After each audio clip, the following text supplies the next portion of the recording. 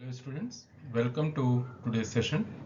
So in this session we will discuss about the neural plasticity, the cellular and molecular mechanism and the physiological aspects of adaptation and adjustment during various phases of neurological disabilities. So we will explore how the nervous system recognizes itself at a cellular and molecular levels in response to any injury or disease.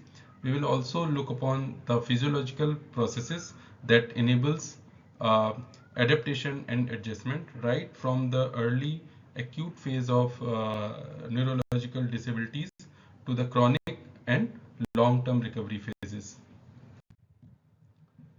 So first, look at the physiological aspects of adaptation and adjustment during various phases of neurological disabilities. So broadly, if we divide the complete journey of rehabilitation, it can be divided into three phases. The first phases can be the acute phase, the second phase can be subacute phase, and the third phase can be chronic phase. In each of its phase, it has the unique physiological changes.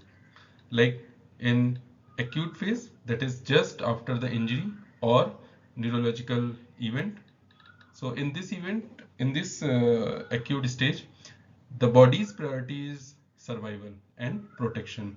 So for example, let's say after a stroke, blood flow is interrupted to the part of the brain, and the immediate response includes swelling of the brain tissue, chemical changes such as let's say excessive release of glutamate and disruption of communication between nerves.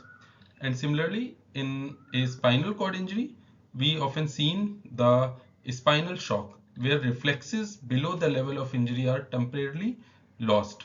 And this happened because the nervous system has been suddenly disconnected. Even the cardiovascular system can be affected. For instance, if blood pressure may suddenly drop because of loss of autonomic control or uh, any other reason. So the acute phase is all about the body trying to stabilize and prevent further damage. Then comes the, let's say, subacute phase. So this subacute phase can be of days to weeks just after the injury. So once the patient is medically stable, the body begins to recognize and adapt. So this is where neuroplasticity comes into the picture. So in a stroke, for example, areas around the damaged brain tissue or even regions on the opposite side of the brain start to take over some functions. So in patient with spinal cord injury, we may have seen the emergency of spasticity, stiffness of the muscles due to the loss of normal brain control. While this can be troublesome, it sometimes helps the patient to maintain the posture also. Uh, and there is a chance that other adaptation also occurs. For instance, because of reduced activity, the cardiovascular system slows down, adjusts the heart rate and the circulation pattern. And this is a critical stage where rehabilitation, physiotherapy, and guided exercise can make a big difference by training the nervous system and molecular muscular system to adapt in useful ways. Now, the third phase, that is the chronic phase, that can be from the months to year after the injury onset. So in long-term phase, the body develops lasting strategies for adjustment. So the nervous system continues to remodel itself. Unused connections are connected or used by the some of the other sensory uh, signals, while useful ones are going to be having more strength or the connection is going to be more stronger. So in conditions like Parkinson disease, although the loss of dopamine producing neurons continuous, the brain recruits other pathways such as involving the thalamus or cerebellum to support movements such as for the walking or maybe for the any hand movement, and it uses the other part of the brain as much as possible.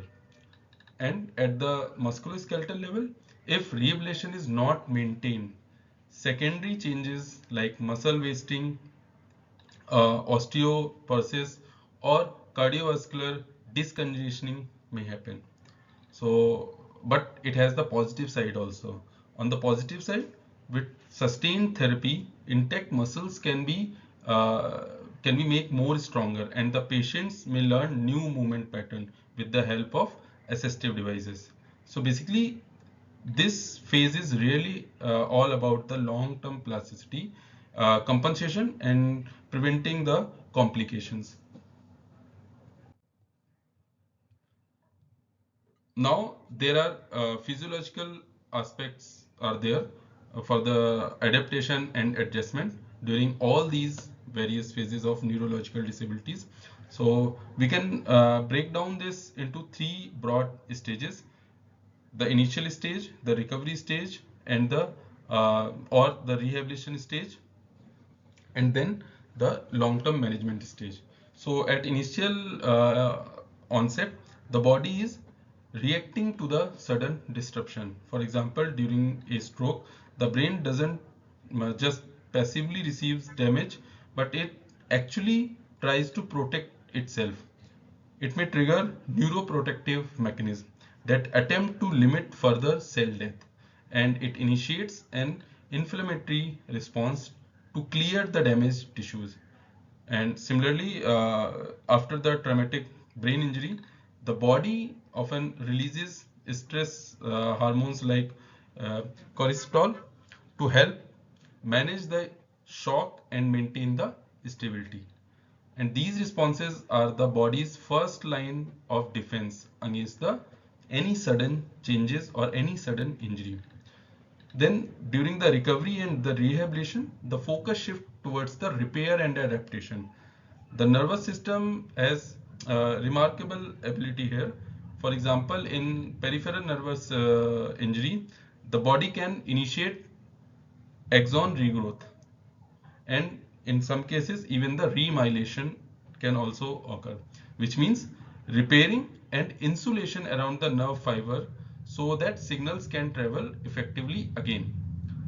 On a more functional level, when a patient engage in physiotherapy or physical therapy, the muscles, joints, and even the brain adapt to new patterns of use. This is why repeated exercise can gradually restore the motor control and improve the coordination. And the body is, we can say, literally relearning how to function.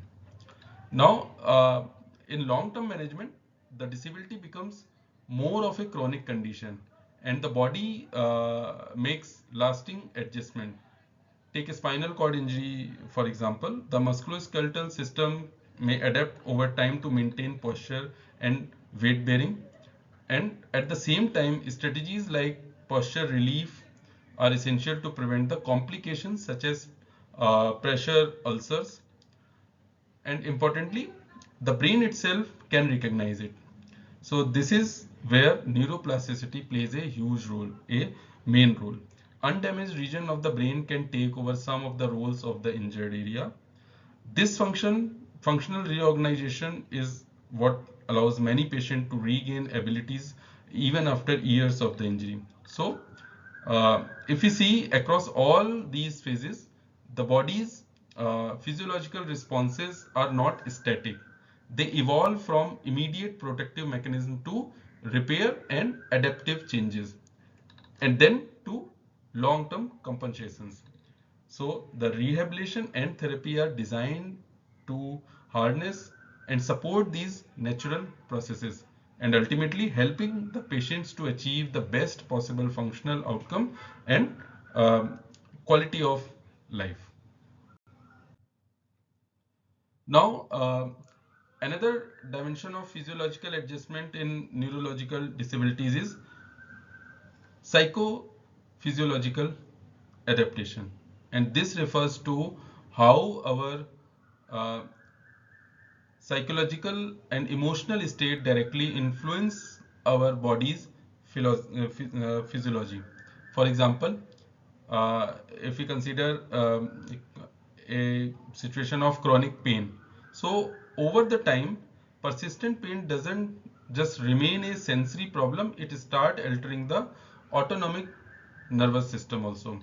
Patient may develop changes in heart rate regulation, fluctuations in blood pressure, and even increase in the stress responses, and all because of the brain and body are constantly in the state of alertness. And similarly, in case of epilepsy, the psychological burden of stress and anxiety can actually making the condition more worse. So the stress hormones like cortisol can influence seizure threshold, making episodes more frequent or maybe more severe also. So here we see a clear mind-body connection. So the psychological state shapes the physiological responses. And if we now see the sensory adaptation, so when one sensory system is impaired, the body often makes remarkable adjustment through other systems. For instance, in individuals with visual impairments, the brain gradually reorganizes itself so that hearing and tactile perception like touch and spatial awareness becomes more redefined. So this actually allows them to navigate the environment more effectively despite of loss of vision. And let's say if we take another example in peripheral neuropathy, where patient lost sensation in the feet or maybe hand. So here the body may compensate by developing an increased awareness about the temperature, pressure, or movement to protect against accidental injuries. So what is fascinating that these adaptations are just passive. They are these are not just passive. These are active processes of the nervous system. They reflect the body's ongoing attempt to maintain balance, functionality, and safety to face of long-term challenges. And actually, this highlights why rehabilitation program often integrate psychological support and the sensory training at the same time alongside with the, let's say, the physical therapy or physiotherapy, because the body and mind adapt together as a whole system. So I hope today's session discussion has helped you to understand the real life uh, physiological adaptation that occurs in individual with, let's say, the neurological disabilities. So thank you for your attention.